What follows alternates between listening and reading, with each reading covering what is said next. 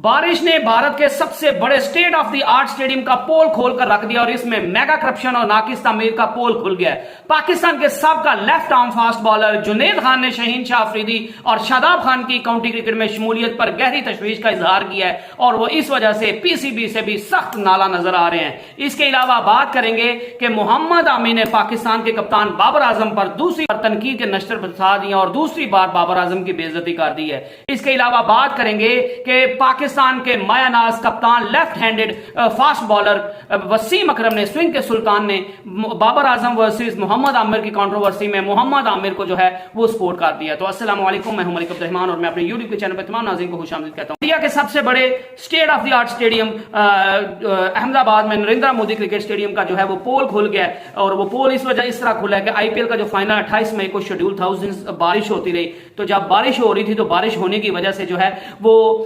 State of the art zone ने इतने अरबों रुपया उस क्रिकेट स्टेडियम को खर्च किया था उसको बनाने के लिए, तो उसका छत जो है वो टपकना शुरू हो गई और तमाशाई जो है वो उसके छत के नीचे बैठे हुए बारिश के अंदर भीग रहे थे और उनकी जो कुर्सियां थी या उनके जो सीढ़ियां थी वो आबशार की जो था वो मंजर पेश कर रही थी। जैसे आबशार में पानी बह रहा होता तो आबशार का वो जो था वो मंजर पेश कर रही थी। इसके बाद जो है वो बीसीसीआई के सेक्रेटरी जय शाह पर भी जो है वो करप्शन के इल्जामात लगाए जा रहे हैं कि उनके अंडर सारा जो है वो काम हुआ है। तो इस वजह से जो क्रिकेट के शायकीन है, भारतीय क्रिकेट शायकीन जो है उनने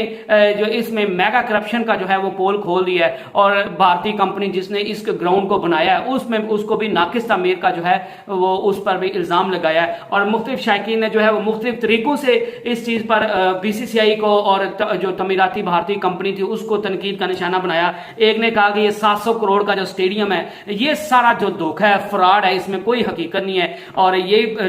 एक शायकीन ने कहा कि यही नरेंद्र मोदी क्रिकेट स्टेडियम की जो है वो खासियत और इसकी खूबसूरती है कि इसके नीचे बैठकर, छत के नीचे बैठकर भी आप भीग रहे हैं और इस स्टेडियम को बनाते हुए अरबों रुपया जो है वो खर्च किया गया और अगर अरबों रुपया खर्च करने के बाद भी आपकी अभी नया बना है और ये दुनिया का सबसे बड़ा जो है वो टूर्नामेंट और पाकिस्तान और इंडिया का दरमियान अगर पाकिस्तान इंडिया जाता है तो मुतवक्के तौर पर फाइनल जो होना है और पाकिस्तान और इंडिया का जो ओपनिंग मैच होना है वो भी नरेंद्र मोदी क्रिकेट स्टेडियम में खेला जाएगा और फाइनल भी जो है वो भी नरेंद्र मोदी क्रिकेट स्टेडियम में खेला जाएगा। और अगर नरेंद्र मोदी क्रिकेट स्टेडियम का ये हाल है तो फिर आप इस चीज से अंदाजा लगा सकते हैं कि कितनी नाकिस जो है वो तामीरात इसमें की गई है, कितना नाकिस मटेरियल यूज किया गया है और इसमें मेगा करप्शन जो है वो उसका पोल खुल गया क्योंकि आपने इतना ज्यादा अरबों रुपया खर्च किया हो तो फिर इस छत जो है वो नए ग्राउंड की छत टपकने नहीं लग जाती। तो इसका मतलब यह है कि इसमें जो है वो करप्शन की गई है, पैसा खाया गया और तामीरात के मुद्दे में जो है वो नाकिस मटेरियल को यूज किया गया है। इसके अलावा बात करेंगे कि पाकिस्तान के मायानाज left arm fast bowler Junaid Khan ने शहीन शाह अफरीदी और शादाब खान की काउंटी क्रिकेट में शमूलियत पर गहरी तशवीश का इजहार किया और उनका कहना था कि शादाब खान और शहीन शाह अफरीदी जो है वो पाकिस्तान के मंजे हुए खिलाड़ी हैं, सीनियर खिलाड़ी हैं। इन दोनों खिलाड़ियों की हमें जो है एशिया कप में जरूरत है, वर्ल्ड कप में जरूरत है और पाकिस्तान की जितनी भी अहम सीरीज है उनमें हमें शाहीन शाह अफरीदी और शादाब खान की जो है वो जरूरत है। तो ऐसे खिलाड़ी जो खुद को मनवा चुके हैं इंटरनेशनल क्रिकेट में भी, उनको काउंटी क्रिकेट खेलने की इजाजत नहीं होनी चाहिए। और पीसीबी की भी मुझे समझ नहीं आती वो किस तरह जो है वो शाहीन शाह अफरीदी और शादाब खान जैसे प्लेयर्स को जो है वो इजाजत दे देता है काउंटी क्रिकेट खेलने की, क्योंकि ये काउंटी क्रिकेट तो उसको खेलनी चाहिए जो अभी यंग लड़का हो, वो एक्सपीरियंस हासिल करने के लिए काउंटी क्रिकेट खेले। लेकिन शाहीन शाह अफरीदी और शादाब खान दुनिया में, पूरी दुनिया में खुद का लोहा जो है वो मनवा चुके, तो अब इनको क्रिकेट काउंटी खेलने की जरूरत नहीं है क्योंकि शहीन शाह अफरीदी भी जो है वो एज ए फास्ट बॉलर वो इंजरी प्रोन है और शादाब खान भी जो इंजरी का शिकार है, अभी उनके सही से इंजरी से वो सेहतयाब भी नहीं हुए और उसके बाद वो फिर भी काउंटी क्रिकेट खेल रहे हैं। और शहीन शाह अफरीदी पहले भी पाकिस्तान को पिछले वर्ल्ड कप में झटका लग चुका है। तो इस वजह से जुनैद खान का कहना था कि पीसीबी जो है उसको इन खिलाड़ियों को सोच समझ कर जो है वो इस्तेमाल करना चाहिए, इनको सोच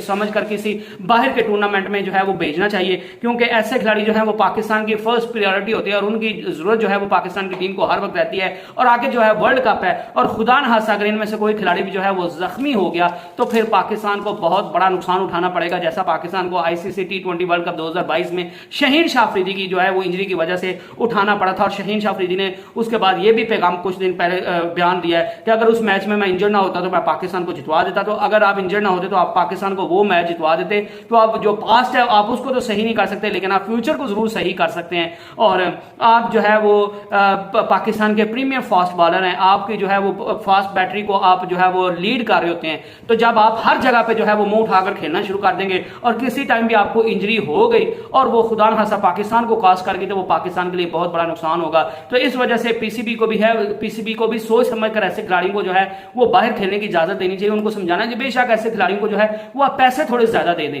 उनको कहें कि हम आपको माली जो मामला आपके साथ वो अलग से आपको ट्रीट करेंगे, आपको संभाल के हमने यूज करना है। आपको पीसीबी जो दूसरे बाकी खिलाड़ियों से ज्यादा पैसा देगा, क्योंकि एज ए बैट्समैन जो है वो चल जाता है कि आप जो है वो हल्की फुल्की इंजरी होने के बावजूद भी खेलते रहते हैं, लेकिन फास्ट बॉलर के तौर पर जो है वो आप किसी सूरत भी खेल नहीं सकते। शहीन शाह अफरीदी इंजर्ड हुए थे पहले, और शादाब खान भी पीएसएल में कुछ खास कर नहीं पाए, क्योंकि वो अपनी इंजरी से सही से वो सेहतयाब नहीं थे हुए। तो या वो शॉर्ट बॉल फेंकते जाते थे या फिर वो बिल्कुल बल्ले पे बॉल फेंकते जाते थे, क्योंकि उनके हाथ में जो था वो अभी जो है वो जख्मी था, उनका हाथ, उनकी उंगलियां जख्मी थी और वो मुकम्मल सेहतयाब नहीं थे हुए, और जिसका नुकसान पाकिस्तान को मुतअद्दिद बार उठाना पड़ा है। तो इसी तरफ जो है वो जुनैद खान का जो है वो ध्यान उन्हें डरवाया कि पीसीबी को इन खिलाड़ियों को सोच समझ कर जो इस्तेमाल करना चाहिए और इनको मुंह उठाकर जो है वो हर जगह खेलने की इजाजत नहीं दे देनी चाहिए। इसके अलावा बात करेंगे कि मोहम्मद आमिर, जिनने पहले एक दफा बाबर आजम को जो है वो टेल एंडर्स के साथ जो है वो तशबीह दी थी कि मेरे लिए टेल एंडर को बॉलिंग करना और बाबर आजम को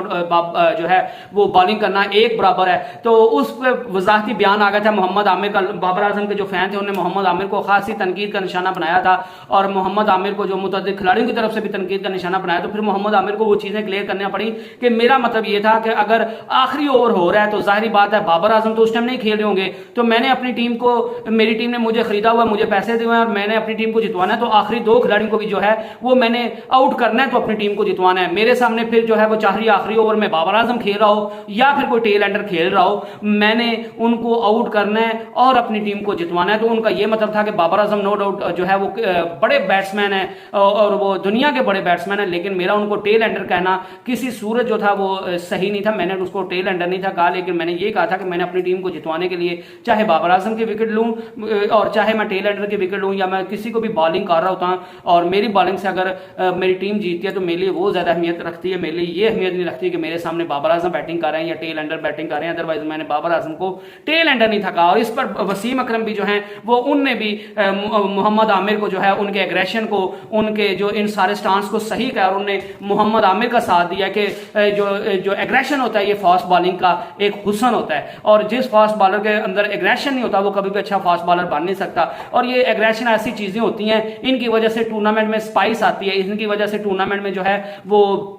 रौनक बढ़ती है, इसकी वजह से टूर्नामेंट जो है वो ज्यादा हिट होता है। तो इस वजह से इन सारी चीजों को जो है वो लाइट लेना चाहिए, और मोहम्मद आमिर को जो है वो आपको बुरा भला कहने की जरूरत नहीं है और उनको जो है वो तनकीद का निशाना बनाने की जरूरत नहीं है। लेकिन मोहम्मद आमिर ने एक बार फिर जो है वो बाबर आजम की बेइज्जती कर दी है, और वो ये किया है कि उनने कहा कि वनडे में और ओडीआई में जब उनसे पूछा गया, मीडिया चैनल्स की तरफ से पूछा गया कि आपकी और बाबर आजम की किस बात पे जो है वो नाराजगी है, तो मोहम्मद आमिर का कहना था कि बाबर आजम मेरी साबका मंगेतर थोड़ी कि जो मेरी उनसे मंगनी टूट गया तो मैं उनसे नाराज हूं, मैं उनसे मेरी किसी चीज पे नाराजगी नहीं है। मेरा सिर्फ ये राय है कि टी20 में बाबर आजम को खुद को इंप्रूव करने की जरूरत है। टी20 में वो जो है वो ज्यादा बेहतरीन प्लेयर नहीं है, लेकिन अगर आप ओडीआई की बात करें, टेस्ट की बात करें, तो उसमें बाबर आजम आउटस्टैंडिंग बैट्समैन है और वो आउटस्टैंडिंग परफॉर्मर है और वो दुनिया का नंबर 1 बैट्समैन और कप्तान है। लेकिन अगर आप टी20 की बात करें तो वहां पे बाबर आजम को कप्तानी भी इंप्रूव करने की जरूरत है। बाबर आजम को अच्छे टाइम पे, क्रंच मोमेंट्स पे अच्छे फैसले लेने की भी इंप्रूवमेंट की जरूरत है, और बाबर आजम को